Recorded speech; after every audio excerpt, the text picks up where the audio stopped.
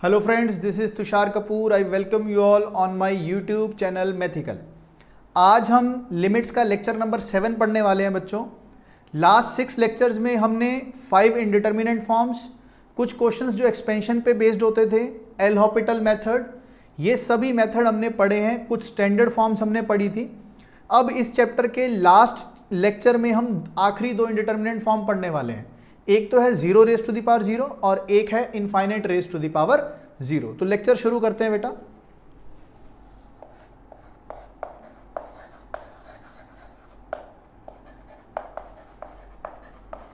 इनडिटरमिनेंट forms, हमारी 2 इंडिटरमिनेंट forms बाकी हैं. एक 0 रेज टू द पावर 0 और दूसरी जो हमारी इंडिटरमिनेंट फॉर्म बाकी है वो है infinite raise to the power 0. ये दोनों इंडिटरमिनेंट फॉर्म क्यों हैं? अगर मान लेते हैं, एज्यूम कर लेते हैं कि ये एक फाइनाइट पर्टिकुलर वैल्यू आने वाली थी. मान लेते हैं इसका आंसर 10, 20, 30 कुछ आ रहा था. ठीक है, अगर इसका कुछ आंसर 10, 20, 30 आ रहा था तो क्या दोनों साइड मैं लॉग ले सकता हूं और लॉग डिफाइन हो जाएगा? बिल्कुल हो जाएगा. तो लॉग ऑफ एल कितना होगा बेटा? 0 इंटू लॉग ऑफ 0. हम क्या जानते हैं, 0 कितना होता है? 0 तो 0 ही हो गया. एंड लॉग ऑफ 0 कितना हो गया? Minus infinite.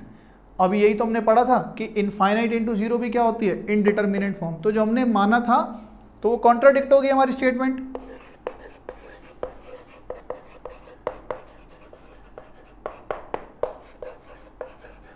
सिमिलरली इसको चेक कर लेते हैं. अगर ये भी कोई एक फाइनाइट वैल्यू निकल कर आ रही है तो दोनों साइड हम लॉग ले सकते हैं. तो लॉग ऑफ एल कितना हो जाएगा बेटा? Log of infinite raise to the power 0. तो क्या होगा? 0 आगे आ जाएगा. ये हो जाएगा 0 into log of infinite. And log of infinite क्या होता है? इनफाइनाइट. अब फिर वही बात आ कि इनफाइनाइट इंटू 0 क्या होता है? इनडिटरमिनेंट फॉर्म होती है.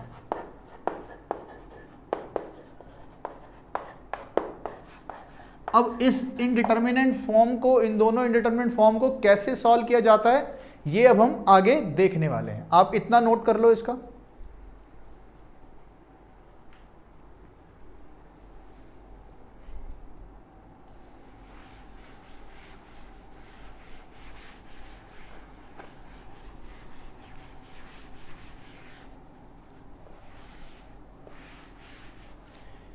इन दोनों फॉर्म्स को सॉल्व करने का जो मेथड है वो बिल्कुल सेम है.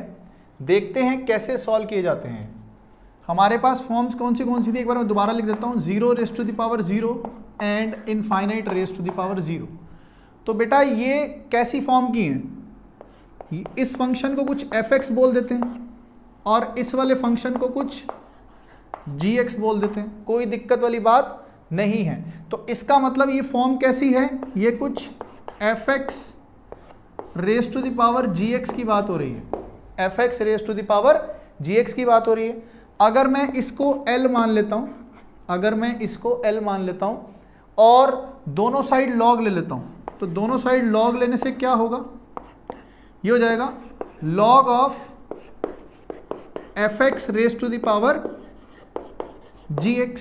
ठीक है, हम क्या जानते हैं? ये gx आगे आ जाएगा तो क्या बन जाएगा? Log of L is equal to gx into log of fx.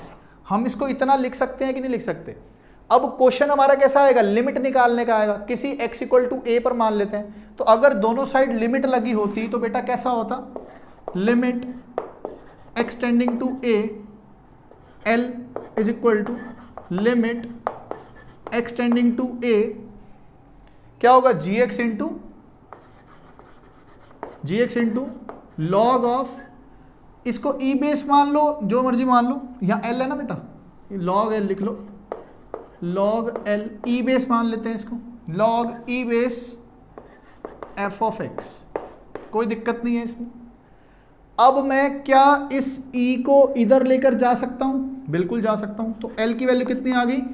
ई की power limit x tending to a g of x into log e base f of x. जब आप इसको इस फॉर्म में ले आओगे तब आपको सॉल्व करना आसान हो जाएगा। जब आप इस फॉर्म में इसको ले आओगे, इसके बाद सॉल्व करना आसान हो जाएगा। ये वाला स्टेप सबको समझ आया है? मैं बता देता हूं। अगर ऐसा लिखा हुआ है log a base b is equal to c, तो हम इस a को इधर लेकर जा सकते हैं बेटा, और वो क्या बन जाता है? b is equal to a raise to the power c। ये स्टेप हमने यहां पर यूज किया है। तो इसका मतलब अगर 0 रेज टू द पावर 0 या infinite raise to the power 0 आएगा, तो हम fx raise to the power gx को सॉल्व कर रहे होंगे, तो हम उस लिमिट को ऐसा लिख देंगे e raise to the power limit x tending to a, जिसकी बात हो रही होगी gx into log of fx। ध्यान रखेंगे इस बात का, ये आपको याद रखना चाहिए जिससे क्वेश्चंस आसान हो जाए। ठीक है बेटा, 2 क्वेश्चंस करके देखते हैं इस पे बेस्ड, आपको ये कॉन्सेप्ट इस टाइप के क्वेश्चंस करने आपको आ जाएंगे। ठीक है बेटा,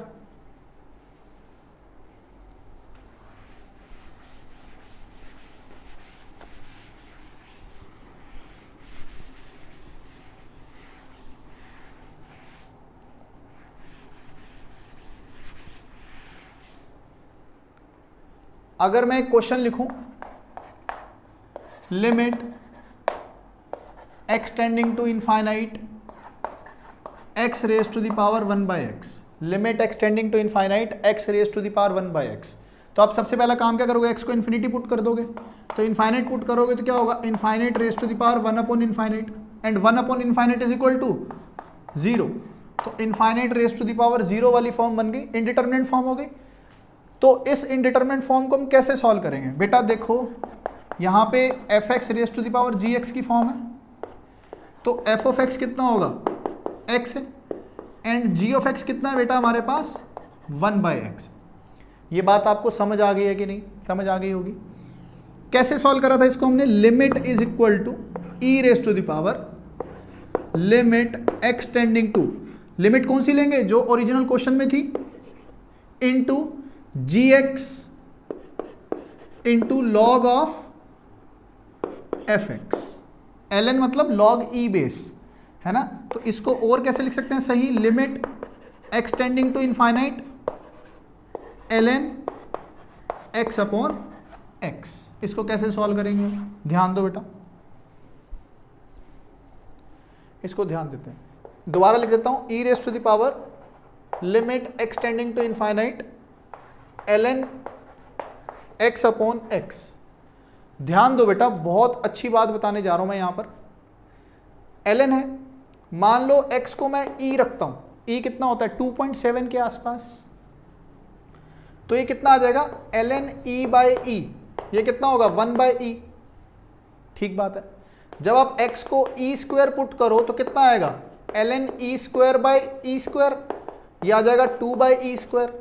ई स्क्वायर कितना होता है? 7 पॉइंट समथिंग, तो 2 अपॉन 7 पॉइंट समथिंग। जैसे आपने देखा होगा वैल्यू कम हो रही है, जैसे जैसे आप x की वैल्यू बढ़ा रहे हो, ये आंसर कम की तरफ आ रहा है। मान लो x इज इक्वल टू कितना होगा? e की पावर 100, तो ये हो जाएगा ln e की पावर 100 अपॉन e की पावर 100। तो आंसर क्या आ जाएगा? 100 अपॉन e की पावर 100। बेटा सोचो, e की पावर 100 कितना बड़ा नंबर होगा? मान लो e किसके आसपास है? 3 के आसपास है। 3 की पावर 100 कितना बड़ा नंबर है? बहुत ही बड़ा। सिमिलरली जब आप x को इनफाइनाइट पुट करोगे तो क्या होगा? ऊपर तो छोटा नंबर और नीचे क्या होगा? इनफाइनाइट। फाइनाइट अपॉन इनफाइनाइट, ये किसके आसपास हो जाएगा बेटा? 0 के आसपास आ जाएगा। तो इसका मतलब इसकी वैल्यू इनफाइनाइट के लिए कितनी आ रही है? 0 आ रही है। तो हो गया e raise to the power 0। बेटा कितना आंसर आ गया? 1 आ गया। समझ आ गया आपको? तो इस क्वेश्चन का आंसर कितना आ रहा है बेटा? 1 आ रहा है। नोट करो इसको आसानी से।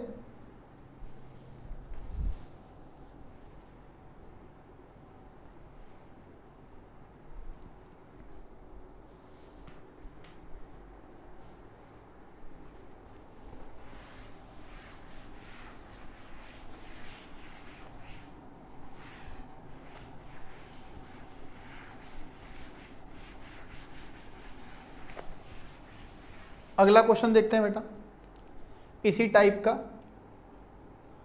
अगर मान लो क्वेश्चन हो हमारे पास, limit x tending to pi by 2 minus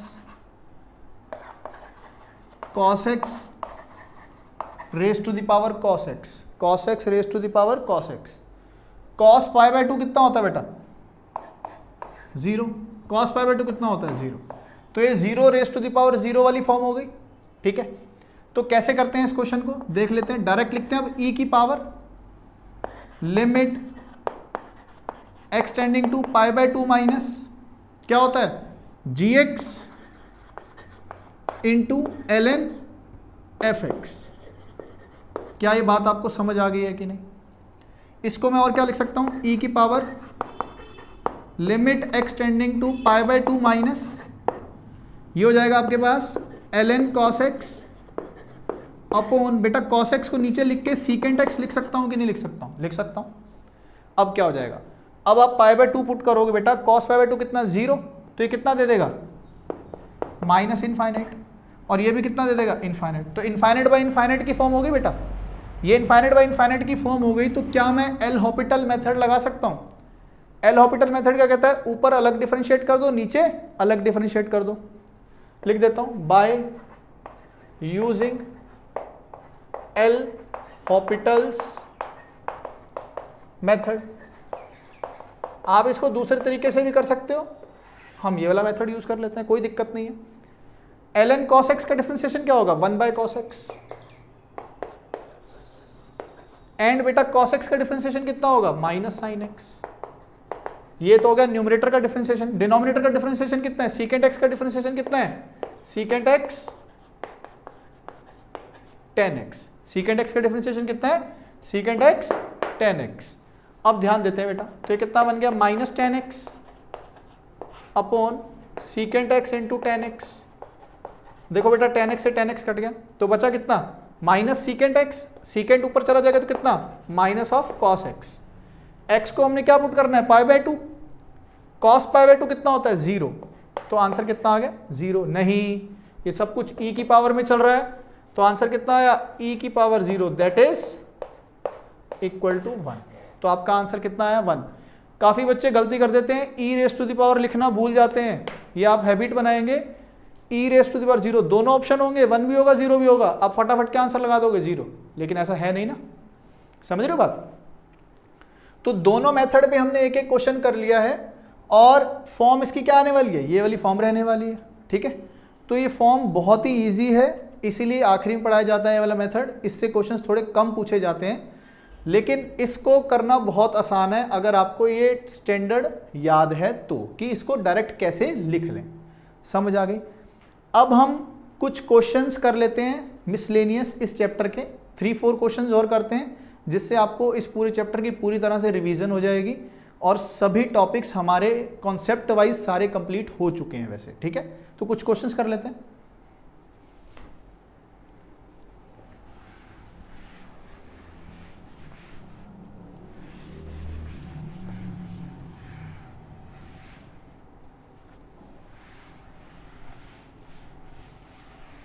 पहला क्वेश्चन लिखते हैं,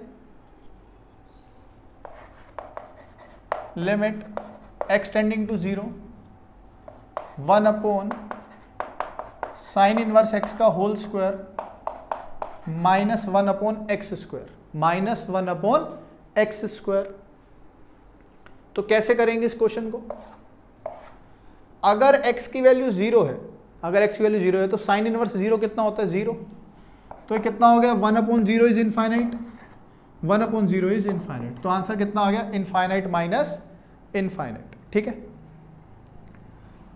मैंने क्या किया, साइन इनवर्स एक्स को थोड़ी देर के लिए थीटा मान लिया, कुछ भी एंगल मान सकते हैं। ठीक है, तो एक्स कितना आ गया हमारे पास? Sine theta. एक्स की वैल्यू कितनी आ गई हमारे पास? Sign of theta.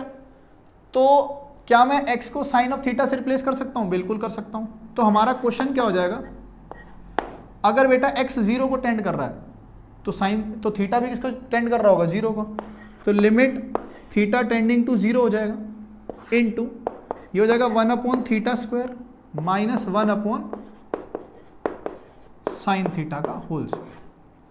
क्या ये बात समझ आ गई है कि नहीं? कुछ नहीं किया बेटा, बस साइन इनवर्स x को थीटा रख दिया है, तो x कितना हो गया? Sine theta. बस एलसीएम ले लेते हैं, तो कितना हो जाएगा? Sign square theta minus theta square upon theta square sine square theta. कोई दिक्कत इसमें है तो बताओ। ठीक है, इससे आगे इस क्वेश्चन को करके देखते हैं क्या होगा। अब ऊपर क्या लिखा हुआ है, a square minus b square, तो इसको मैंने लिख दिया बेटा limit theta tending to 0, limit theta tending to 0, और इसको लिख दिया मैंने sine theta minus theta into sine theta plus theta whole divided by theta square sine square theta. ये बात समझ आ गई है कि नहीं? अगर मैं इसको थीटा स्क्वायर से डिवाइड करूं और थीटा स्क्वायर से मल्टीप्लाई, तो हम क्या जानते हैं, साइन थीटा बाय थीटा कितना होता है 1, तो ये सॉल्व करके कितना लिखा हुआ है 1 लिखा हुआ है। बहुत बढ़िया। अब इस क्वेश्चन को कैसे करें हम, एक्सपेंशन से कर लें। इस क्वेश्चन को एक्सपेंशन से करते हैं। साइन थीटा का एक्सपेंशन कितना होता है बेटा, ये होता है theta minus theta cube by 3 factorial. Theta की पावर 5 लिखने का कोई फायदा नहीं है, क्योंकि नीचे तो मैक्सिमम थीटा की पावर क्या है 4, इसके आगे लिखने का फायदा नहीं है। इनटू इसका एक्सपेंशन क्या होगा थीटा प्लस, चलो लिख देता हूं, जरूरत नहीं है वैसे, theta cube by 3 factorial plus में थीटा ये वाला। ये बात आपको समझ आ गई है क्या? अपॉन थीटा की पावर 4, मैंने क्या किया, थीटा क्यूब इसको दे दिया और एक थीटा इसको दे दिया। ठीक है, तो थीटा से थीटा कैंसल आउट हो गया बेटा, यहां थीटा क्यूब से थीटा क्यूब कैंसल आउट हो गया, तो यहां क्या कितना मिला -1/6। अब देखो ये बन गया हमारे पास, मैं लिख देता हूं इसको, चलो 2 theta minus theta cube upon theta. ठीक है बात, जब थीटा कैंसल आउट होगा तो यहां फिर भी थीटा की पावर 2 बच जाएगा, और थीटा टेंड किसको कर रहा है 0 को, तो जब यहां थीटा की पावर 0 पुट करोगे तो गायब हो जाएगा, क्या बचेगा सिर्फ 2 मिलेगा। क्या मिलेगा 2, तो आपका आंसर कितना आया -1/6 इंटू 2 इज इक्वल टू -1/3, तो -1/3 आपका आंसर आया है। समझ आया? क्वेश्चंस को किसी भी तरह से कर सकते हो आप, एक्सपेंशन लगा सकते हो, एल हॉपिटल लगा सकते हो, या कोई स्टैंडर्ड फॉर्म यूज कर सकते हो, है ना। तो मैंने इस क्वेश्चन को ऐसे किया, आप किसी और मेथड से भी सोच सकते हो, कोई ऐसा नहीं है कि हार्ड एंड फास्ट रूल कि इसी मेथड से सोचना है। ठीक है बात, अगला क्वेश्चन करके देखें।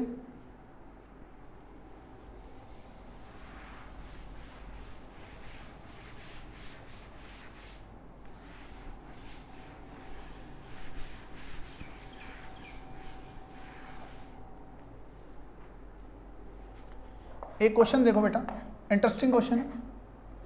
मान लो कोई एक सीरीज चल रही है, वो कुछ ऐसी है 1/√2 इंटू √1/2 प्लस 1/√2, 1/2 प्लस 1/√2 नहीं, ये है 1/2 √1/√2 इंटू 1/2 प्लस 1/2 √1/2 प्लस 1/2√2 ऐसे। और ये कहाँ तक जा रहा है बेटा, इनफाइनाइट तक सीरीज जा रही है हमारे पास। कहाँ तक जा रही है, इनफाइनाइट तक सीरीज जा रही है, और पूछा है इसकी वैल्यू क्या रहने वाली है, इसकी वैल्यू क्या रहने वाली है। तो ये वैसे तो सीक्वेंस सीरीज का सवाल दिख रहा होगा आपको, लेकिन हम इसको लिमिट से कर सकते हैं बेटा, लिमिट से कर सकते हैं। अगर मैं इसको 1/√2 को कॉस ऑफ थीटा मान लूं, अगर मैं 1/√2 को कॉस ऑफ थीटा मान लूं बेटा, तो मैं लिख सकता हूं कि थीटा इज इक्वल टू π/4। मैं लिख सकता हूं क्या, थीटा इज इक्वल टू π/4 लिख सकता हूं, बिल्कुल लिख सकता हूं, कोई दिक्कत नहीं है। और थीटा इक्वल टू लिखूं या टेंडिंग टू लिखूं, आंसर में कुछ खास फर्क पड़ेगा नहीं, क्योंकि इनफाइनाइट तक जा रहा है। अगर मैं इस क्वेश्चन को ऐसा बोल दूं, लिमिट थीटा टेंडिंग टू π/4 या इक्वल टू π/4, कोई फर्क पड़ेगा नहीं, क्योंकि इनफाइनाइट सीरीज है। तो ये क्या लिखा हुआ बेटा, ये लिखा हुआ है कॉस ऑफ थीटा, ये लिखा हुआ है कॉस ऑफ थीटा इनटू, इसको ध्यान देते हैं, √1/2 प्लस 1/2, 1/√2 क्या लिख दें, कॉस थीटा। ठीक है, तो ये क्या लिखा हुआ है, अंडर रूट के अंदर नीचे 2, 1 प्लस कॉस थीटा। अब 1 प्लस कॉस थीटा कितना होता है, 2 कॉस स्क्वायर थीटा/2, अपॉन में भी 2 चल रहा है, और ये पूरा अंडर रूट में चल रहा है, 2 से 2 कटा, तो under root cos square theta कितना हो गया, कॉस थीटा बाई 2। कितना हो गया, cos of theta by 2। Similarly जब आप यहां पे कॉस थीटा रखोगे ना, ये सॉल्व करके कॉस ऑफ थीटा अपॉन 2 की पावर 2 आ जाएगा, कॉस थीटा बाय 4 आ जाएगा। देखो पहली टर्म में कितना आया, कॉस ऑफ थीटा अपॉन 2 की पावर 0 आया ना बेटा, 2 की पावर 0 आया। n टर्म्स मान लेते हैं, n टर्म्स, तो कितना आ जाएगा, कॉस ऑफ थीटा अपॉन 2 की power n minus 1, cos of theta upon 2 की पावर n माइनस 1 आ गया होगा। क्या ये बात सही है बेटा, गलत है?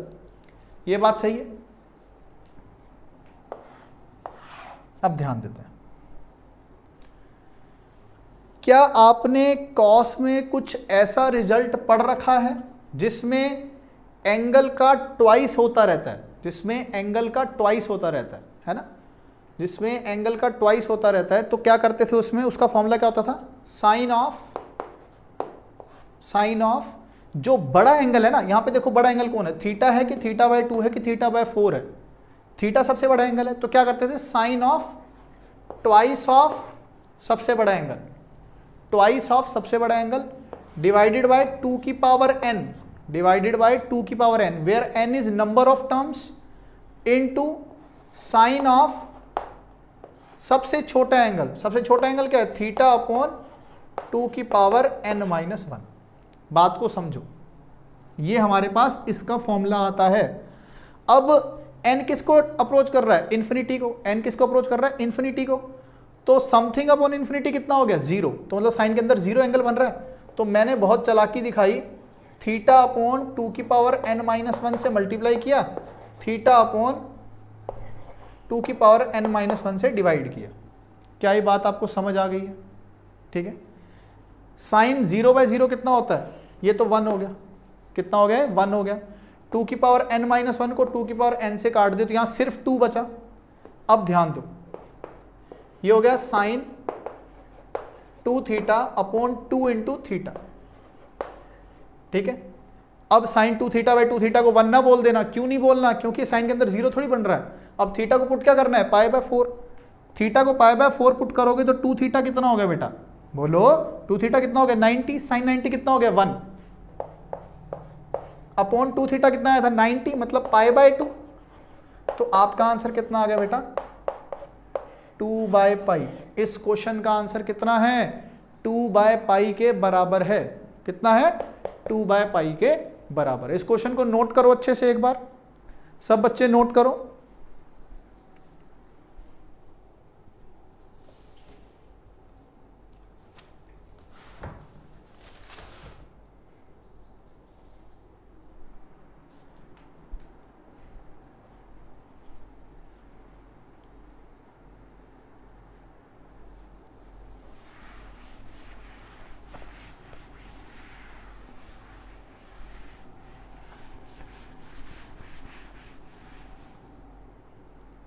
एक क्वेश्चन मैंने आपको पिछले लेक्चर में दिया था, लेक्चर नंबर 6 के एंड में आपको एक आईआईटी का प्रीवियस ईयर दिया था, आईआईटी 2012 का, ठीक है। 2012 में एक क्वेश्चन आया था, वो दिया था मैंने आपको, तो उसको आपने ट्राई किया है क्या? मैं दोबारा लिख देता हूँ, limit x tending to infinite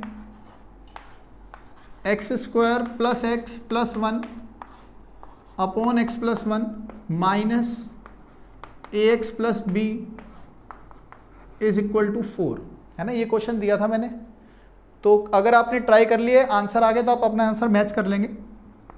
मैं बेटा एलसीएम ले रहा हूँ, तो कितना हो गया, x square plus x plus 1 minus a x plus b into x plus 1 upon x plus 1। क्या ये ऐसा आ जाएगा? ठीक है। तो कैसे करेंगे इस क्वेश्चन को, इस क्वेश्चन को कैसे करेंगे, ध्यान देते हैं। एक्स स्क्वायर वाली टर्म्स बेटा सारी एक साथ लिख लो। कितनी है ये, 1 यहां से मिलेगा एक्स स्क्वायर में, और यहां पे एक्स स्क्वायर का कोफिशिएंट क्या मिलेगा, a, 1 माइनस है। एक्स का कोफिशिएंट कितना मिलने वाला है, 1 यहां पर मिलने वाला है, a और b, तो 1 माइनस a माइनस b, और कांस्टेंट टर्म कितनी मिलने वाली है, b into 1 is b minus b whole divided by x plus 1। और ध्यान क्या देना है, लिमिट किसको टेंड कर रही है, limit is tending to infinity. और इस लिमिट की वैल्यू कितनी गिवन है हमें, 4 गिवन है, ठीक है ना बात। अब ध्यान देते हैं बेटा, हमने पॉलिनोमियल बाय पॉलिनोमियल वाला एक केस पढ़ा था कि अगर ऊपर भी पॉलिनोमियल हो नीचे भी पॉलिनोमियल हो तो आंसर क्या होता है, अगर डिग्री सेम है तो दोनों की कोफिशिएंट्स का रेशो, अगर ऊपर डिग्री ज्यादा है नीचे डिग्री कम है तो इनफाइनाइट होता है, ऊपर डिग्री कम है नीचे डिग्री ज्यादा है तो आंसर 0 होता था। लेकिन हमारा आंसर तो क्या है, फाइनाइट। इसका मतलब ऊपर और नीचे की डिग्री क्या होनी चाहिए, सेम होनी चाहिए। तो वो डिग्री सेम कब होगी, नीचे तो 1 है लेकिन ऊपर 2 है, तो डिग्री ऊपर 1 कैसे होगी, जब ये कोफिशिएंट कितना होगा, 0। अगर ये 0 हो जाएगा तो गायब ही हो जाएगा, तो बचेगा क्या, सिर्फ ये। तो हमें क्या पता लगा, 1 माइनस a किसके बराबर है बेटा, 0 के। और दोनों में जो x का कोफिशिएंट है उन दोनों की रेशियो ही तो हमें क्या देगी, आंसर। तो 1 माइनस a माइनस b किसके बराबर होगा बेटा, 4 के। तो यहां से a कितना निकल कर आया, a निकल कर आया 1। a की वैल्यू अगर 1 पुट कर देंगे बेटा तो b की वैल्यू कितनी निकल कर आई, -4। b की वैल्यू कितनी निकल कर आई है, -4। समझ आ गया। तो a1 b -4। ये बेटा IIT में आया हुआ क्वेश्चन है और लेटेस्ट भी है, तो इतना टफ क्वेश्चन लिमिट्स के नहीं आते हैं अगर आपके कॉन्सेप्ट स्ट्रांग हैं तो, ठीक है।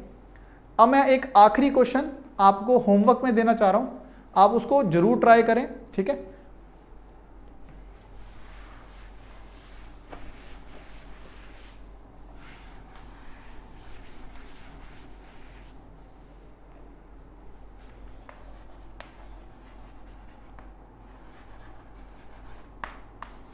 ज्योमेट्री से रिलेटेड लिमिट्स। क्वेश्चन क्या है, क्वेश्चन ये है, मान लो एक सर्कल है जिसका सेंटर O है, ठीक है। इसके 2 पॉइंट्स पे एक एक्सटर्नल पॉइंट से टेंजेंट डाले हैं P पॉइंट से, और ये डाले हैं Q और R पॉइंट के ऊपर, ठीक है बेटा। Q और R को जोड़ने वाली कोड का नाम QR हो गया। ये एंगल कितना गिवन है हमें, थीटा गिवन है। इस सर्कल के रेडियस हमें स्मॉल r गिवन है, इस सर्कल के रेडियस हमें स्मॉल r गिवन है। बेटा ये जो एरिया है, ये सिर्फ ये वाला, इसका नाम a थीटा है, ठीक है। और ये जो एरिया है सिर्फ, इस एरिया का नाम b थीटा है। क्या है, b थीटा। समझ आ गया। तो क्वेश्चन क्या है, find limit theta tending to 0 b theta by a theta कितना होगा। बस ये आपसे एक क्वेश्चन पूछा गया, ठीक है। बात समझ आ गई है। तो यहां हम कंक्लूड करते हैं अपने लिमिट्स के चैप्टर को। अब 2 दिन के बाद से हम कॉन्टिन्यूटी स्टार्ट करेंगे, ठीक है। तो आप इस चैनल के साथ ट्यून्ड रहें, और अगर आपने इस चैनल को सब्सक्राइब नहीं किया है तो सब्सक्राइब जरूर करें, जिससे आपको लेटेस्ट अपडेट मिलती रहेंगी, ठीक है। Thank you.